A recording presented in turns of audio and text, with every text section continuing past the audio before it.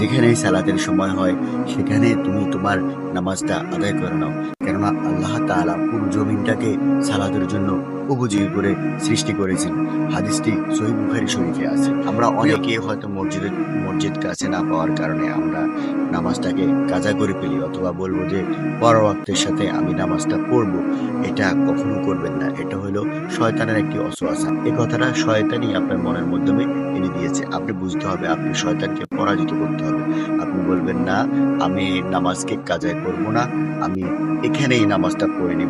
আপনি ঘাসের ভিতরে পড়তে পারেন অথবা আপনার গায়ের অথবা আপনার কাছে যদি কোনো গামছা থাকে আপনি গামছা বিছিয়ে পড়তে পারেন। আপনি আগে চেক করে নিবেন যে জায়গাটা পবিত্র আছে কিনা। নামাজ পড়ার শর্তের মাধ্যমে কিন্তু এটাই আছে। নামাজ পড়ার শর্তের মধ্যে কিন্তু এটাও আছে যে শরীর পাক, কাপড় পাক, নামাজের জায়গা পাক। নামাজের জায়গাটাও কিন্তু পাক আছে কিনা ওটা আপনি দেখে আপনি ওইখানে আপনার নামাজটা পড়ে নিবেন।